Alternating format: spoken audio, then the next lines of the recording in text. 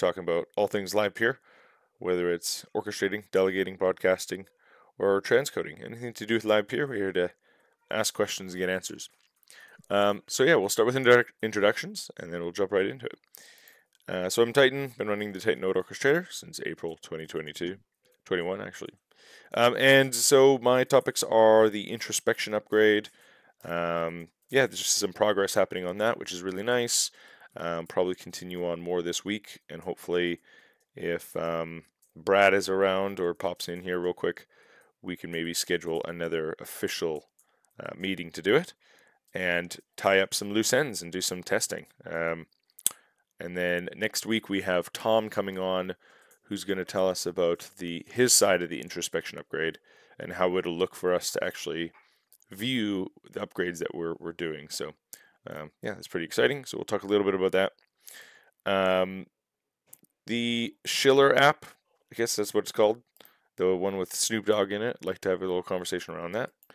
And also some guest suggestions. If anyone's got suggestions for guests to come on, I'd like to do a bit of a run through on who we think is a good person to maybe come on in the future, and start keeping guests coming in at least somewhat semi-regularly. So those are my topics. Pon, would you like to introduce yourself and a topic? Good evening, everyone. I'm Pon. I've been running Pon Node Orchestrator since April 2022. The only topic that I have for today is I'm just wondering how everyone's workload is looking lately. I just want to see, is everyone seeing the same thing as I do? Very irregular and way less than it used to be a couple of months back. Very good. Yeah, workload. That's a good topic. And to add on to that, another topic I have is actually VOD jobs hitting the CPU on VPSs. So just the workload comment kind of made me think of that. So I'll write that down. There you go. Any other topics, Pon? No, it's just a suggestion for a guest. Can you get the Snoop Dogg on? Snoop Dogg. Okay, I'll write him down. That was my thought too, but yeah. Guests, Snoop Dogg. Very good. Cool. I will reach out. I know him like clearly really well, so will definitely respond, and we'll see how it goes. Wonderful. Thank you, Pon, for coming as always. Papa Bear, would you like to introduce yourself and a topic? Sure, I will introduce myself. I am Papa Bear. I run the Solar Farm Orchestrator, which has been running since July of 2021. I do not have a specific topic. I am just here to chime in where I can. Very good. I like it. Thank you for joining us. Frank, would you like to introduce yourself and a topic? Hi, sure. Good evening, everyone. I'm Frank. I'm running Ultima Ratio Node since 2 years now, and I was just listening tonight. I think. Thank you very much. Very good. Thank you for joining us, Frank. Jonas, would you like to introduce yourself and a topic? Hi, good evening. You can hear me okay? Yeah, go ahead. I'm just driving at the minute. Yeah, good evening all. I'm Jonas, part of the Pixel Field. It's a group of friends that we're running Orchestrator from UK. We've been running since September last year. Haven't got any specific topics tonight. As a guest, I think Elon Musk would be a great idea. Oh yes, giving me the easy ones clearly. All right, Snoop Dogg, Elon Musk. All right, I will get on these very shortly. So thank you for the suggestion, and as always, thank you for coming by, Jonas. Appreciate you coming. No problem. Okay, X Factor, would you like to introduce yourself and a topic? Hey, how's it going, everybody? Yeah, my name's Lamont, and I'm actually just a developer who just wanted to listen in. So I got no real topics just yet. So very good. Thank you for joining us. And yeah, I believe I've seen you here before a long time ago. So either way, welcome back.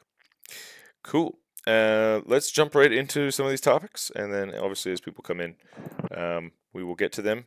And we are streaming this on xenon.xyz, so I can always check the comments there, as sometimes we do get live chat coming in. So if you're listening or watching, I've got a couple new followers since I've been doing topics just yet. So there we go. Okay, let's start off with Pond, the workload. What have you been seeing for workload? What are your comments, suggestions, or questions? Right, so looking at my Grafana and the trends, you can see that workload dropped quite massively and fees has dropped. The streams are not so regular and sticky. They up and down constantly. It just seems to be strange, just because I was looking and trying to troubleshoot my node as well.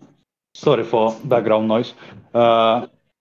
So yeah, trying to troubleshoot it and looking for problems, but I can't find anything to be wrong with my node or load balancers. So I'm just wondering, is everyone seeing exactly the same thing as I do? I am seeing the same thing, just much lower traffic. Overall, I actually looked at my traffic over the last 90 days, or actually my estimated payout, which is based on the amount of streams I have, and it did just a declining line to the right. So it's just, I've just noticed, yeah, over the last 3 months, it's slowly been declining, and this last couple of weeks has been extremely slow. Yeah, I think I'm averaging 2 streams in the entire pool for the last 7 days, and all of that is really choppy. Like, there's like almost no sticky streams. So I've been getting some sticky, or a decent amount of sticky streams, but they seem to be all very low value streams. I'm not getting like any of like the big, big fat 1080p's and stuff that, weren't regular, but would at least come through. I feel like I'm seeing a lot of like, 480p, even I think I've seen 360p stuff coming through. So I'm noticing, especially on the sticky stuff, really like low, really, really low value streams coming through. Although, so yeah, speaking of that, I did switch my price per pixel down to 900 so that I could get video on demand jobs. So I was hoping to see an uptick there in work, but nothing substantial, obviously. But it has been crashing my VPS for some reason. I don't know why. Just like overloads. It's like maybe just the size of the segment is so large that it's blowing up the memory. So it's kind of interesting. That's odd. So what do you, I mean, because I run some small, only VPSs, and I have my price that will handle or take VOD work. And I mean, most of the VPSs I'm running are like 2 gigabytes of memory, and Yeah, so like bottom tier stuff for the maybe most part. maybe I'm as far as, like, cheaping out. specs. Maybe I'm cheaping out too much. I got 1 gigabyte of memory and a single core CPU, and it's like, and so yeah, I think Yeah, that I mean, I will say, I mean, those are sorry, the machines that I have that do run just as O's with separated T's are in the areas that don't get a lot of work, but I've never seen them go above a gigabyte of using more than a gigabyte of memory. But I don't know how that would translate to if there was heavier traffic. I mean, like those are like Singapore and actually, I guess Singapore. Yeah. So I mean, yeah, and yeah, I guess that's the only one I'm running that's in a low traffic area. Everything else is combined now. So I take that back. I used to, I think, have more separated stuff than I do now. But yeah, in Singapore, I've never seen it go. I mean, it's usually like under half a gig of RAM being used. yeah, I don't know what happened because it seemed like really sporadic. Like it was like hit my Frankfurt node like a whole bunch of times and it would crash it, and then it hit my Toronto node and then it crashed that, and it was like, but it didn't touch any of my other ones, and so, but now it stopped doing it. So I don't know. Yeah, it's just like kind of weird. No, Yeah, I just forgot. because. Sorry, go on, ahead. Papa. I was going to say I forgot. I have another split node, but I don't know the specs on it. I was just going to look it up right now and see how what things look like on that one. But go ahead, Pon, and while I look this up. Yeah, just because I was even thinking to raise my price per pixel as well to 1200, back to 1200, just to see is there any difference, because I can't really see any VOD hitting lately either. Yeah. My feeling also is that there's been less VOD, but since there's no way to tell for sure, it's just kind of just from my observational, looking at logs, but there, it's nothing definitive. Just because thinking if it would be VOD, it would be quite short bursts of workload going up and down as well, like massive spikes, I'm guessing. Or GPU utilization would go up as well. Yeah, I'm not seeing that on my node, but or any of my nodes. So I think VOD work is down as well. But again, I can't prove that. All right. Price per pixel 1200. Here I come then. There you go. For Kunzman, I see you've joined us. Would you like to introduce yourself and a topic? Hey, Joey, for Kunzman. No, just listening in today. Very good. Thanks for joining us. Okay, well, yeah, anyone else have any comments on workloads or things they're seeing? I mean, yeah, I'm just seeing, as much as I'm seeing a downtrend, I think the downtrend is coming because there's just more, like, steady amount of more supply coming on. And so, like, for every, like, we've had new orchestrators join in. And so for every new orchestrator that joins in, there's a 30% randomness weight in the selection process. And so that automatically, just by having a new, like, if we added 10 orchestrators that are actually transcoding work in the last, whatever, say 6 months, then you've just diluted the pool from like 40 active orchestrators to 50 active orchestrators, and 30% of all randomness is distributed amongst those. So like there's going to be this natural downtrend of work if the work is static. Like it seems like if you look at the dashboard, the amount of work coming in is pretty like same. Like it's not really like declining rapidly. It's pretty flatlined, right? Well, you're talking that that's showing the estimated minutes, and so if what I was observing earlier that I'm getting a lot less a lot more low value streams than I used to, then the dashboard isn't really a good representation of at least what the payouts should be. If that's what I mean, I guess it depends how you're measuring the amount of work. But I'm seeing fewer streams too, so it's a combination of both on my end.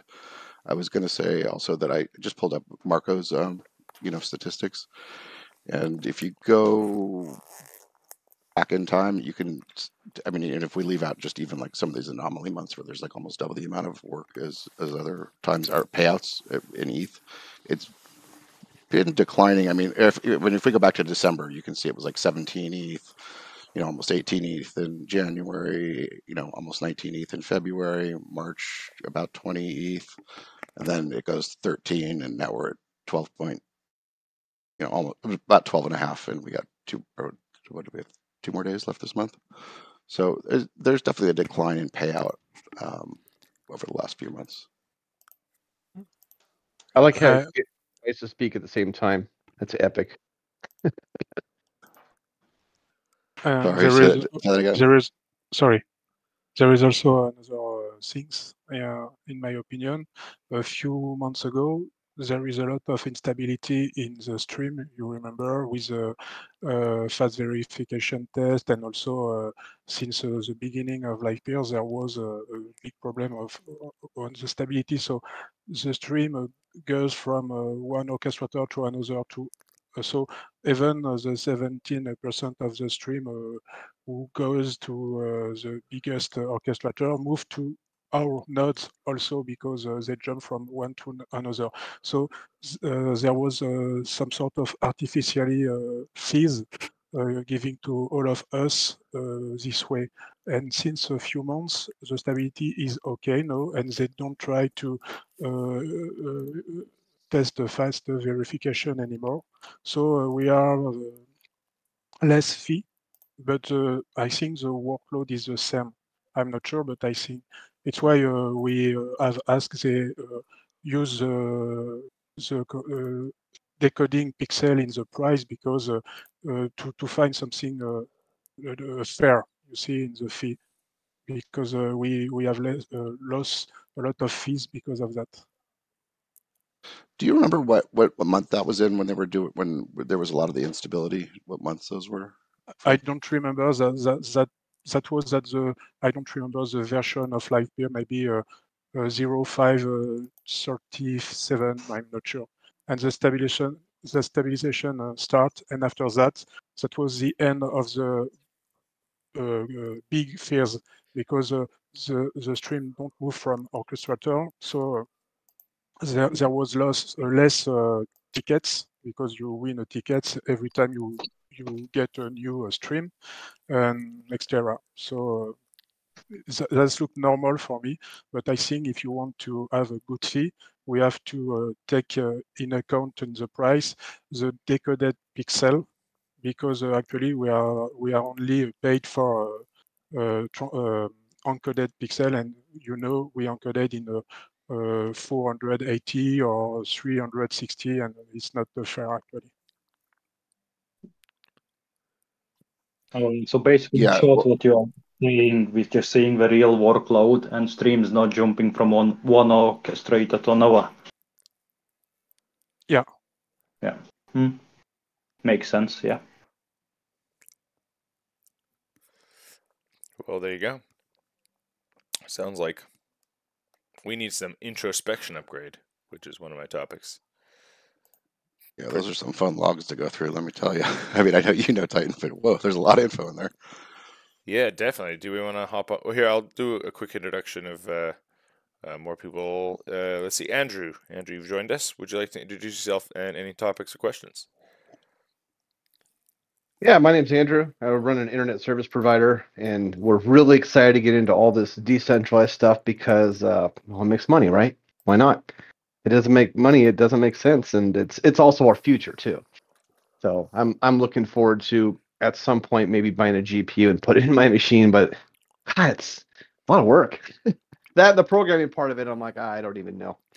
I mean, ChatGPT is great, but I think I don't know.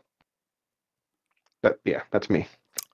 We need a ChatGPT tutorial on how to. We need ChatGPT to literally have it so you can just spin up a node. That would be. Oh, that'd be beautiful. I actually tried to get it to write an installer to do that on Linux, but I failed. I use it for emails. It works great. I use it sometimes for scripts, but yeah, it's good IVR scripts for telephone to tell the voiceover guy what to do. So, but it's really our future, right? Because Tor was kind of the first, I think, and I've been online for 30 years, so I think Tor was kind of like the beta of decentralized. But in reality, it was the U.S. government who developed it. Which, thank you, U.S. government, for developing this technology and allowing us to now have things like Titan Node and X Factor and all the other entities out there. It creates business, global business. It helps our economy. So I think it's wonderful, and I think the next 10 years are going to really change the world if I have it my way. I like it. I like it a lot. Well, there we go. Thank you, Andrew, for joining us. As always, great to have you back. Cool. Let's hop into this introspection upgrade a little bit. So, Papa Bear, you've been around for quite a bit of it, so I do appreciate all your input. You've been super helpful. Where are we with it? So we've already got some logs built out for how the selection process goes. So right now we've really narrowed down the random selection log and the stake weighted selection log. Now we just have to figure out how we're going to do the pool building log to see whether you've made it into pools and all these like additional errors. And then the exit logs. We've got the exit log done, and now we just have to like check to see if we can make more useful. Like, is it exiting because it's timing out? So we're gonna do some testing around that. So, yeah, pretty excited for all this kind of stuff. So yeah, probably get together again this week, maybe, hopefully, and do some more. And yeah, I'm learning how to program Go now, so that's kind of fun. Probably not very good at it yet, but it's interesting. Starting to like mess around, try keep up with the big boys. Papa Bear, do you have anything to add? Not specifically to the log, and not specifically to like what you've mentioned about the logs, but I guess is it worth talking about once we have this log data and we're able to kind of go through it and look at it over time? Is there any thoughts about would we want to use this information to potentially make changes to the selection algorithm, or is it just to see what's going on?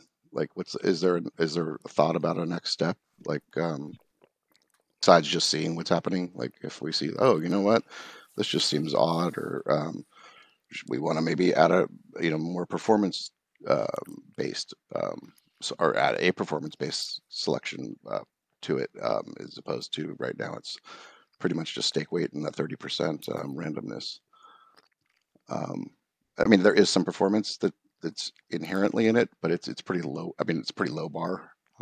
Basically, if you could respond within a second, You're like, in the pool. would we, yeah, like, would we want to? I mean, is that something that, or I guess maybe it's something we can bring up now? Is that, do we want to talk about possibly adding things based on what we see in these, or changing things in how the selection works based on what we see in the logs? Yeah, I think we could have that conversation around how we could change the selection, but I think It's these probably premature to really talk about the details of it without having the actual metrics. But yeah, like what's nice is we'll get an insight into like, okay, like who's winning what, how sticky. I'm really curious as to like how sticky are the streams from the broadcaster side, right? Like, if people can respond within a second, that means that, a node in New York is getting like receiving ping requests from like all over the world, like from people in Europe and people in Asia. Like, you can respond within a second to a lot of places. So if you just get randomly selected, does that mean that a lot of these streams are just going to like distances that are just way too far away? Like, it seems, it seems like a problem, right? So like from a broadcaster side, are streams even sticky, right? Or is it constantly switching through orchestrators to find a good one? Things like that I think could really help us improve the selection algorithm. But we'll also use it a lot for our own nodes, making sure that we are in the discovery loop.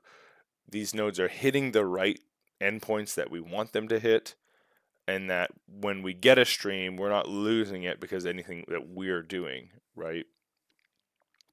If we can answer a lot of those questions, that will help too. Because originally, I mean, that was really what all I was hoping to get out of it was like, is how is everything, like, we're just kind of seen behind the curtain and for troubleshooting kind of stuff. But as I'm looking at it and I see, anything that responds within 1 second, I'm like, maybe that should be turned down a little bit, to gear more for performance. So that's kind of where I was. 1 second seems like a lot. Me too. I think so. And the default is 500 milliseconds, and it seems like it doesn't even work. It almost seems like something's broken. Yeah, it seems like nothing responds within 500 milliseconds, which is I know not right. So yeah, like nobody responds. Either we're doing something wrong with the logging, or it's broken, or the selection process isn't working right. Yeah, that's a good question. So yeah, I mean, I know if we're testing to a machine that's in New York, to the network, and there's a lot of people that are, have high performing nodes in New York. 500 milliseconds is that's like forever to not see any responses during that time. Yeah. So we're getting a little off a little separate topic there, but yeah, it makes me wonder: is the selection process even working the way it's supposed to? Yeah, well, luckily we got some new eyeballs on it looking into it, so I'm kind of curious as to how well things are running anyway, you know. So yeah, I'm very excited for this upgrade. So next week we do have Tom on here, and he's going to be walking us through a little bit, and then hopefully by then we'll have our first set of logs that we're going to be adding, and then we'll get to some quick feedback. Great. Sounds good. Any questions around the introspection upgrade or the logging of the broadcaster?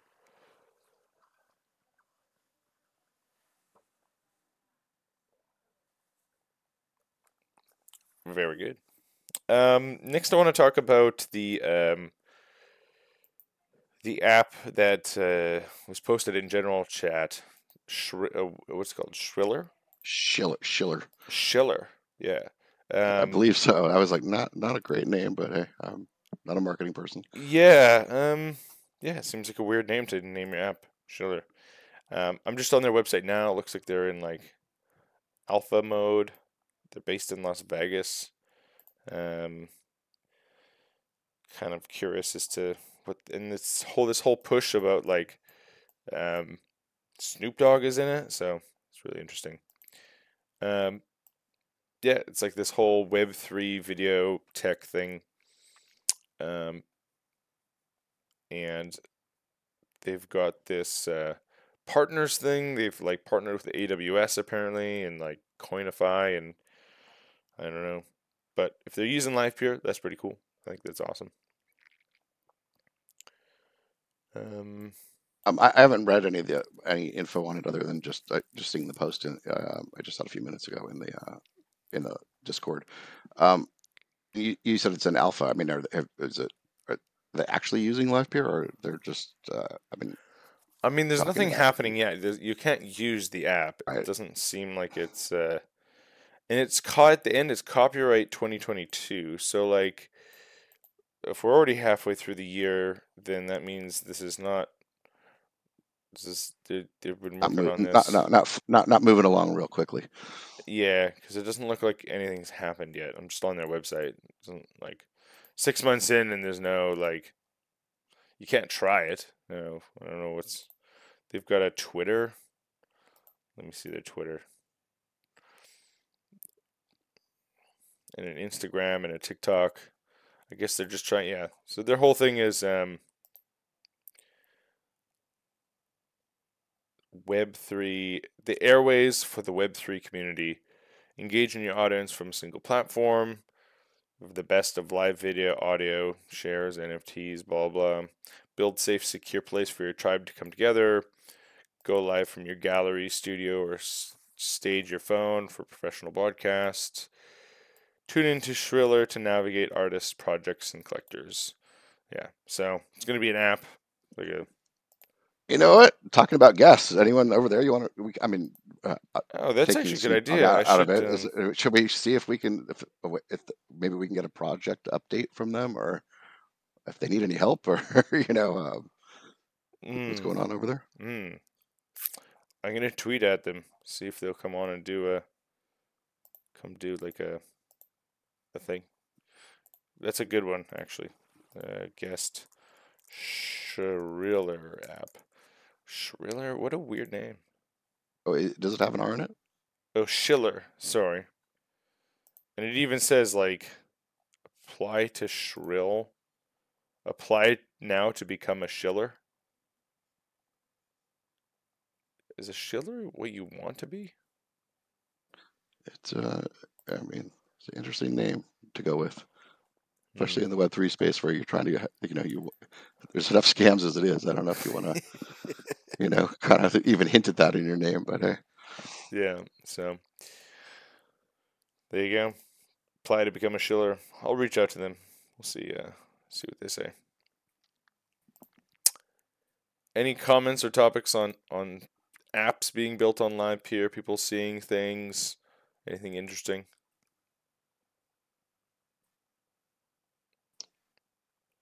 I am not familiar with anything being built on Livepeer that anything new. I just see that Xenon is like got regular streams now, like the 5 streams live with 4 viewers. So that's good. It's like going somewhere. I checked out their site last week, and it was quite a bit of content compared to the time I checked before that. So definitely positive. I see they've been making quite a bit of payouts lately, so there's got to be some streams moving through there. Very cool. All right. Boom. New guests. So that was my topic, was new guests. Any other guests that people could recommend other than Snoop Dogg and Elon Musk?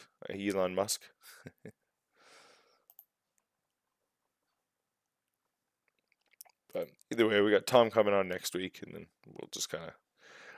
And is there any topics that you would want to learn about that... in any general topic that we'd want to maybe bring on as a guest that is maybe not particularly with Livepeer, or maybe it's like like anything, any topics that people are interested about that I could go scout for someone maybe. Off the top of my head, but Yeah, I'd actually like to know some of the more unique use cases right now going for Livepeer. So, I'm pretty much aware of maybe it's like some music platforms and podcasting and whatnot. But what are some more unique projects that are out there for Livepeer? Unique projects. Interesting. Unique projects. Wonder if I could reach out to about Lens. Like Orb. That's a good... I should reach out to like the social guys that are building on Livepeer. Orb, Lenster. Yeah, Orb, Lenster, LensTube. I should reach out to those guys. I mean, those are social, so those aren't like edge cases particularly. But or what is that NFT minting one? I don't remember. I think I made a post about it on my pool. Are you talking about the one? Oh God, I'm blanking on the guy's name even now. Who's the guy that came on to talk about his project? Is that the one you're talking about? Oh, that's Pablo. Yeah, that's the Pablo. That's a pretty unique use. You probably described it a lot better than I could. Yeah, that was awesome. I actually really enjoyed that. I'd really like to. I wonder, he's still building it out. It still requires some features to be built. Sorry, I forgot X Factor. I forgot your name. But do you want to just kind of give him a brief, because he's asking about edge use cases? That's sure. Kind of what was the name of? Or at least a unique. Broadcaster.xyz. This is the one. This was a cool app that we actually had on featured in the water cooler a couple months ago. Throw it in the chat. But yeah, that one is basically you can live stream into any HTML iframe that shows as NFTs. So it's an NFT live stream, and you can live stream directly into like OpenSea, Rarible, like anything that can show an NFT. Like even your MetaMask, like your MetaMask wallet will show you the live stream of the NFT. Which is streaming video with a chat component in. It's a chat component and a live stream in the NFT. And so as long as you own the NFT, it shows up everywhere that you can view the NFT. It's pretty crazy actually. But do you have to own the NFT to see it? Because I don't remember owning the NFT. No. I You logged no into no. the You don't view. have to own. No. You don't have to own the NFT to see it. No. I'm sure you can set up token gating, but in that case, no. You just the NFT is where it would show the video, and then anywhere. Yeah, I mean, and you don't even have to. You don't even have to. It was just an endpoint to an iframe, right? So like it was just a box into the world of the stream itself. I thought it was just really just. I mean, when you were trying it out that day, and I mean, you did a couple hours on it, and I tuned in for a good chunk of it.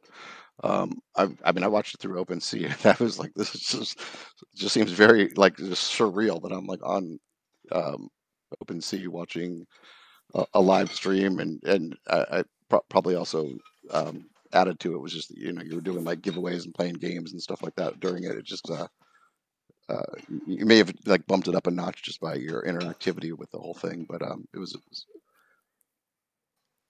just a very unique use in my opinion. Yeah, it was interesting. What Pablo is working. The problem with it though was you can't render it on a smartphone in an app. You had to render it through a browser because it was an iframe. So, which like that's not good. That's not good enough, right? So I had 17 viewers, but they were all on desktop or going through their mobile browser, like Safari or Brave or whatever, Chrome. So right now, Pablo is actually on a mission. I should follow up with him. He wants to add into the Lens protocol an HLS endpoint type, which means then we can broadcast directly into any app that you can download from like the App Store or Google Play.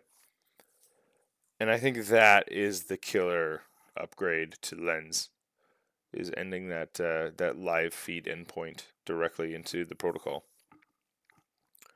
Because right now it doesn't support HLS. So that would be a pretty killer upgrade for like Orb and Lenster and LensTube and all these things. And then Broadcaster would just take off massively, like because then you can just broadcast into any NFT on any social site that's built on top of Lens. So you just share a picture of your NFT, and it's just a live stream, right? So, yeah, I should follow up with him, figure out how much, if he needs any support from us to get that done. I think longtake.xyz. Yeah, I'll reach out to these guys. X Factor, is there anything you would want to know about some of these projects in particular, or are you just making that suggestion because it would be good to have people come on and talk about what they're hacking away? It would actually just be good to have people come on and just talk about what they're hacking away. I'm currently right now working on a project basically to create some of a token gating decentralized storage files, IPFS files, and I'm having automatic video playback from Livepeer streams going directly into storage files. So, I just kind of wanted to, I was also thinking about maybe a few other project ideas, and yeah, just would like to just kind of hear some more to use cases if you don't mind. Very cool. Yeah, why don't I reach out to these people and see if they'll come in and do a Q&A session. I think that'd be really cool. Now, do you have these weekly sessions every week at the same time? Yep, every week 3 p.m. ET. Okay, sounds good. Every Monday. So, and yeah, go ahead. They are recorded too. If you can't make one, I was just going to let you know if you're available to watch at another time if you're not around and you want to catch up. That's really good to know. Yeah, and you can also go back and check out some of the old ones where some people have come on and talked about their projects too. If you What's the best place to do that, Titan? Is it on your YouTube or on your? Probably my YouTube, because LensTube, I'm starting to upload everything, but I don't have all the old water coolers, so maybe that's a good place to start. I'll drop a link in the chat. But yeah, no, I think like Broadcaster and some other guys building on top of Lens or on Livepeer, there's been some really good conversations in the past, that's for sure.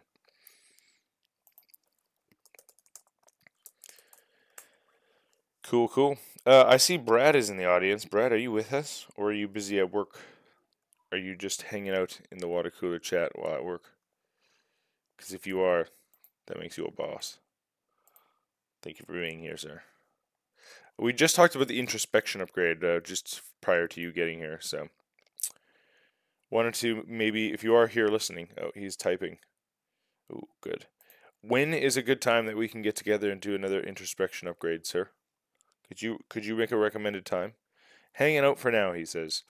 Is there a time that you could commit to doing maybe another hour or hour and a half session or something, and we can keep going through stuff?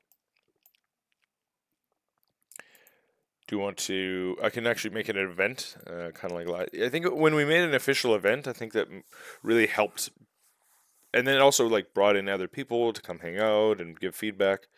I think it was really productive. Because next week we got Tom coming in to talk about the introspection upgrade, what he's doing on his end. So maybe it would be good if we got like a lot of those logs done before he arrived. Obviously, you're probably, like I said, you're probably at work. So if you want to just message me on a date and time, I'll make an event for it.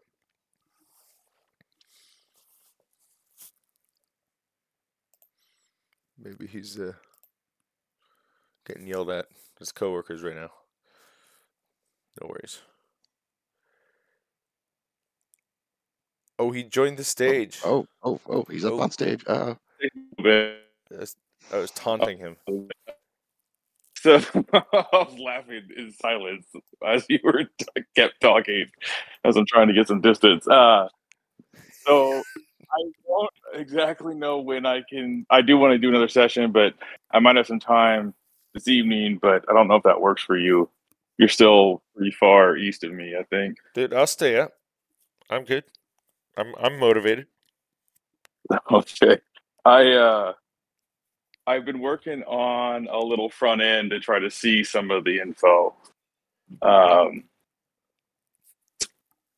I have a way to like download the logs and like the data. So I have kind of like a prototype. It's basically what I worked on the last day or so of what we have so far. What do you mean, like instead of like just a log mixed in with all the other logs, maybe just like a separate place to view the logs? Yeah, so I have on my test broadcaster site, I have a place where you can see kind of a bar chart of who's selected, and then there's two buttons to download the logs, and also I wrote a little Python script to parse the logs and get the data, so you can download the data too. Oh, wow.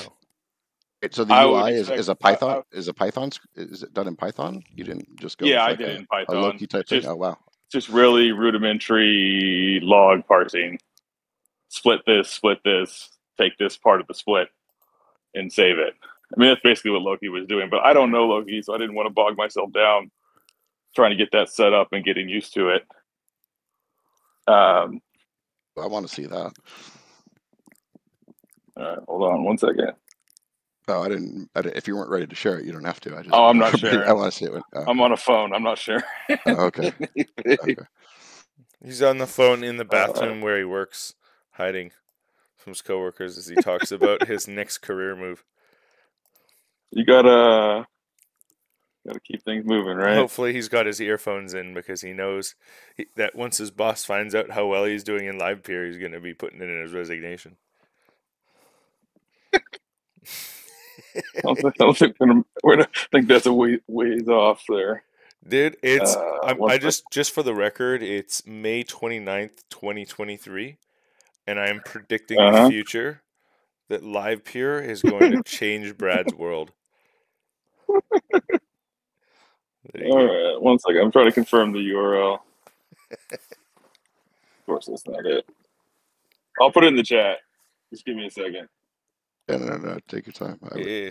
wasn't even expecting it that soon. So. I think you're going to be super shocked at who gets selected the most. Yeah, no. Anyone want to place bets? Yeah. Yeah, I already.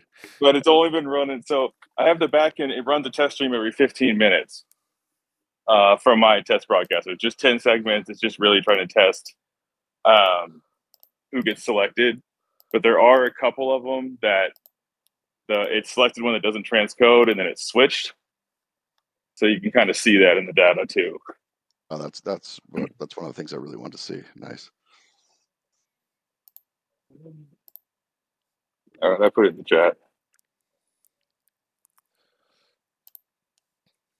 There we go. No. So do I you? edited it. Oh, I got URL not found in it, but I may have. Hold on, I think I edited it and it messed up. Oh, wait.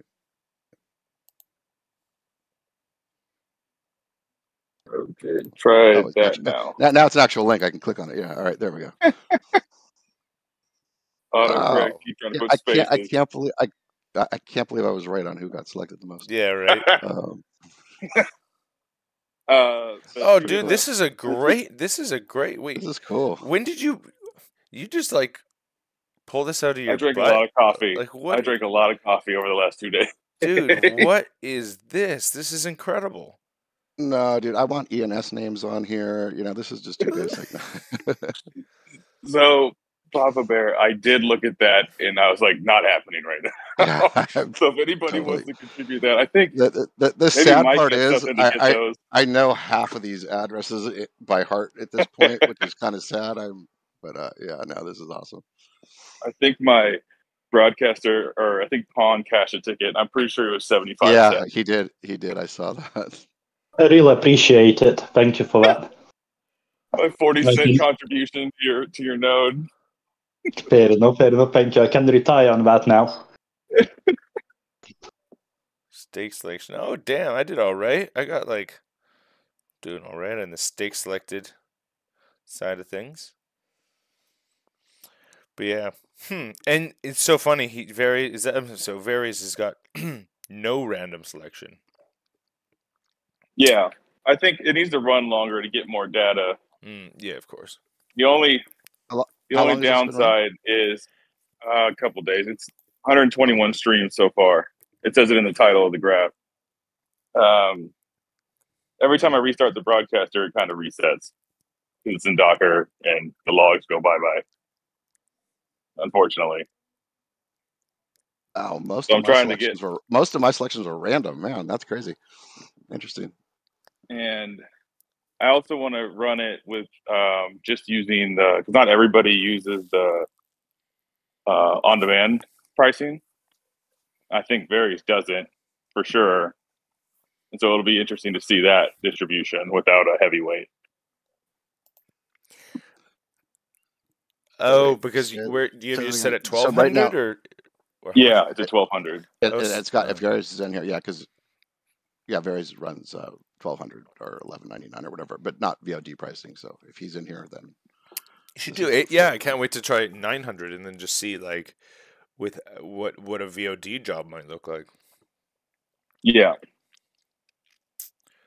Very cool. Oh, that is incredible. So, sir, you're going to get off work soon. Are you available this evening? I'll ping you. I should be able to, but let me ping you a little bit later.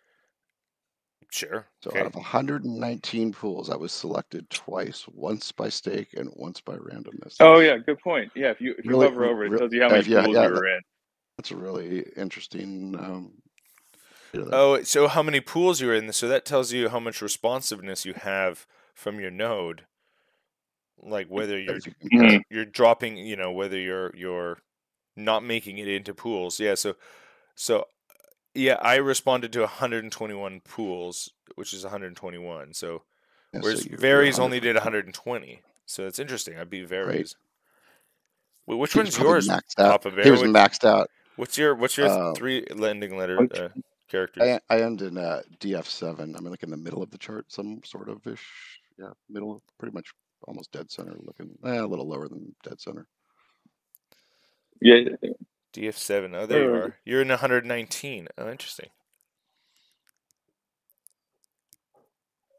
And I guarantee you it's not because I was maxed out. My New York node just went real quiet And then there. those two buttons at the top, if you click them, one will download the actual logs in text. It's like the last 7 days. It hasn't been running for 7 days. And then data will download the JSON that is basically the result of the parsing of the logs that I did. So it says here that you have, performance selection, but based on what we've seen, is there performance selection? Not yet. I haven't seen it. Because that's basically the catch-all where I test for stake and random because we know those happen. And if there is any more, it would be in the performance. Right. So I don't think we've hit it. I forgot. I forgot if I asked you about it or not. But like, what? I know it's 500 milliseconds is the initial discovery cutoff time, but then everyone seems to fall within that 1 second. Am I right on that? I think technically you're correct. It runs the 500 milliseconds no matter what. Then it goes to the top of the loop, sees that it has enough, and exits the loop. And that time to exit the loop is like 2 or 3 milliseconds or something. So you always hit 500. Yeah, now I remember I did ask you this, and I forgot what Yeah. the response was to like why nothing's coming up in that 500 milliseconds. Like because there were some extra steps that happened in there. Is that what it was, or am I? Yeah, it just goes to the top of the loop, test, runs the 2 tests that I think it does to see that it has enough of a pool. And I think the pool is usually about 45 or 47, or in the 40s in general. On my New York node, it's important to say my New York node. Yeah, right. I guess where I'm just having a hard time is that it seems like there would be enough nodes that respond within 500 milliseconds. So what part am I missing that we're making it to the 1 second before a pool gets created? I think they're just that's just an arbitrary deadline they chose. Oh, so it doesn't show who came up within that 500 milliseconds. It does that, and then it does it like again for the 1 second. Yeah, it does. I don't think that it checks like how fast you came in. As long as you came in within that time frame, you're good to go. I don't know exactly when they implemented this, but it might have been along the timeline when they got away from the top 8. They might have done this. I'm not sure. They added it. I do remember when. I mean, I don't remember exactly the date, and I maybe figure it out by going back through some GitHub issues. But I know that there was a time, and I think it was right around when we actually switched to Arbitrum, that I don't know what the reason was, but a lot of people were like failing their Singapore tests, that weren't passing it before. And I think a quick fix was let's just make the timeout 1 second instead of 500 milliseconds.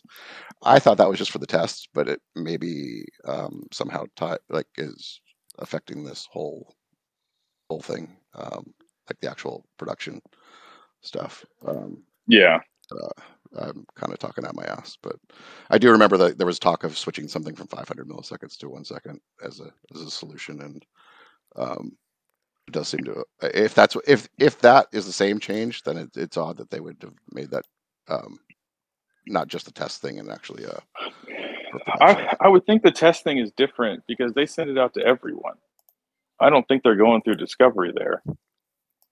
So, like the broadcaster nodes are, but I don't really know either. I'm just speculating. Yeah, you're right. That could just be just a random timeout that just happened, or some other timeout that just happens to be the same time frames that I'm just mixing together just because I heard 500 milliseconds to 1 second. So,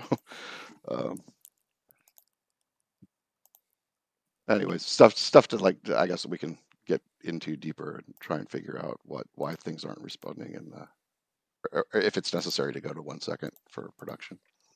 Yeah, and I personally do not have a Singapore node, so not even on my radar. No, I'm talking about just for like here, for just in the logs that I've been looking at for your node in New York. We could run a test. with my broadcaster. It's just it's an input, like 500, I think.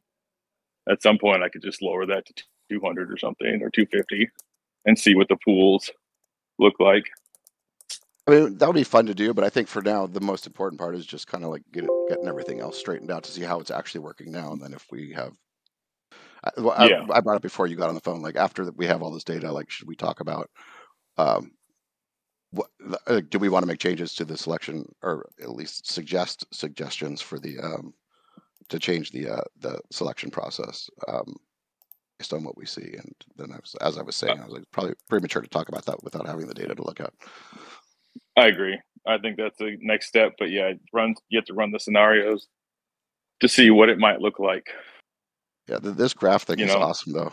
I gotta say, this graph thing just makes it so much easier to see what's going on and get an idea of how you really are comparing to other orchestrators, and then you can start to figure out like how their stake is playing into it, and how you compare to other people with the same amount of stake as you. So this is really nice. Thank you for doing this. The data also has like transcode time and stuff too. It's all in milliseconds, but I don't have a graph for that yet. I thought about that too, making a graph of, I don't know, average transcode time or something. Yeah, because you're getting the data back, so it would be pretty easy to parse that, wouldn't it? Well, easier now that I figured out how to make a graph. But is the graph? Did you make that in Python? It's in JavaScript, chart.js. Yeah, of course. Yeah. Looking at this, I can tell that this is what Zuper must have used for his Livepeer tools thing, because it's a very similar looking. I think he did, and then when I saw it, I was like, "It's been used before. Yeah. I can do this." I'm like, all I'm doing is clicking on everyone, going, now how much data do they have versus me, and why are they getting that? Yeah, I've been wondering whether I should learn some JavaScript or some Go. I started a course on Go, but I'm like, maybe JavaScript is like a better language to learn for what I'm trying to do. I feel like Go is very going to be specific to Livepeer, but might be worth learning both. I don't know. I suggest learning both, and yeah, and then down the road, I think for a lot of people in decentralized space, Rust would always be something good to kind of have in your backlog. Yeah, I haven't even touched Rust. So yeah, the point. So like, obviously, I know like I built a bunch of apps in PHP. Obviously, that's like kind of where I started, and then Python now I'm like good with, but I want to keep building web pages because I actually quite enjoy building web pages and like apps and stuff. So I'm thinking of learning like TypeScript for like compiling and stuff. I heard it's a little friendlier for this, and then maybe some Go because I just spend so much time looking at Livepeer stuff that I'm like, if I learn Go, then at least I can like do some more edits and set up a development spot and these kind of things. But I feel like I don't have enough time to learn both, so like I should just focus on one, you know? I would say Go. I say definitely go with Go, since that's one's going to push you, kind of get you where you want to be. Yeah, further down the goddamn rabbit hole. Yeah, let's do it. I stumble my way through JavaScript, ChatGPT, Stack Overflow. Just get me what I want. I don't care if it's efficient. I'm usually not dealing with enough that it matters much. But right. I guess like I'm kind of just like, where am I at with my progress into this world? Is like, do I want to be more front end or do I want to be more like back end? And I haven't answered that yet. I think I just enjoy front end more, but the back end stuff is like, it's like interesting. But I feel like I'm not, it's so like, I don't know, just digging through this Go stuff is like, I got to set up a development spot. I'm going to like dedicate a machine to it. And I'm excited to try it out. So either way, I think the skills are going to be pretty transferable. So it's not going to be a big loss if I do one over the other. I still have to learn GitHub properly. Which I think that is in itself a bit of a learning curve. So, cool. All right. Well, I just have to throw this out there because I'm looking at this graph and I see Zuper's got his Zode and then he's got his compute node. It's odd that they've both been selected the same amount of times. They I guess different number of pools. They've only been stake selected and no randomness to either one of his. I wonder what's unique about his setup that he's been selected quite a bit more, like 3 times more than me, similar stake, and made it into less pools, has a higher selection, and again, data's limited, but interesting that both of his nodes have that no randomness selections and a pretty high stake weighted selection for the amount of stake he has. Kind of speaking out loud, but something that just has me curious at this point. It could just be chalked up to the randomness of this, like which way it goes and where you are in the line of the stake weighted. It can. I don't think there's an answer. I think it's just more time has to pass and it would even out. Don't restart your node. We want data. That means I can't do any updates for any of the log lines, though. So Yeah, there's likely going to be some restarts. Obviously. Still. But I could let it run for a number of days. No. I'd rather you do your updates. This data will be more useful when there's when it's got the updates are in there anyway. So. And before I restart, I can download the logs and the data and keep it, and then it can be spliced together if it needed to. Depending on how easy or hard that is, I'll let you decide that one. Now you're feeling at the time you're about to restart. Yeah, hopefully it doesn't restart on its own. Well, there's always that too. Bada boom. Cool. Yeah, I know. I like what you're doing, Brad. This looks amazing. And I'm glad that you can come share it with us and be present with us. So once we get you full-time working on Livepeer, we'll be able to have more of these conversations every week. Yeah, Brad, just let us know where to send the coffees. It seems to be working for you. Yeah, they work pretty good. I appreciate it, guys. I'm going to send you a monkey.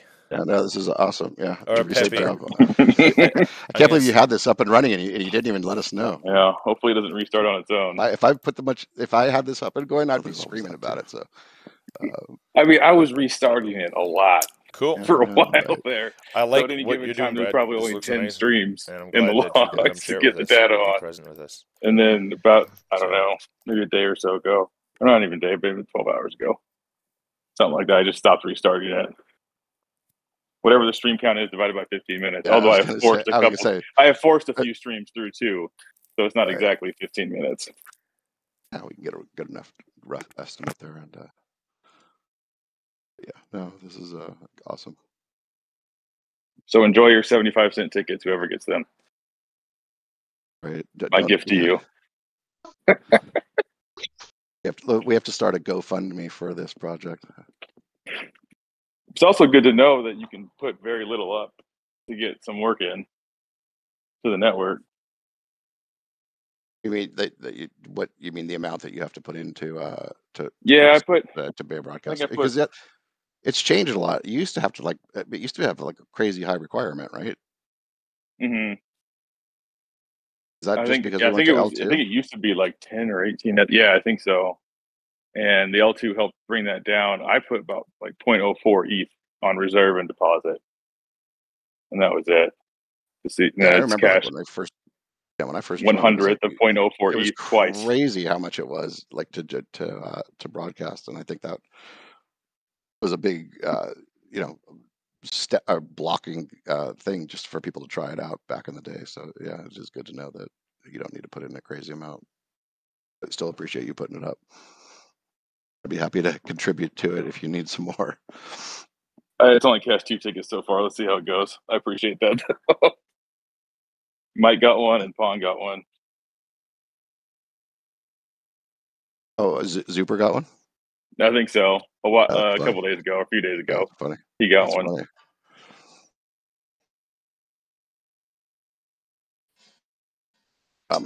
They should both send that back to you. All right. Whoa, leave me alone. I like spending Ponzi. Very good. I like it. I'm just reaching out to Schiller right now in a DM, so we'll see how long it takes them to reply. Cool. There we go. We've gone through just about every topic. There's nothing left. Any last comments, questions? We'll probably end this one early. We've got not so much going on. Yeah. Any last comments, questions they want to share? Just want to say thanks to Brad again, but other than that, no, I'm pretty good. Right on. Cool. Well, what we'll do is we'll end it here. And Brad, just let us know when you're ready later today to keep hacking away.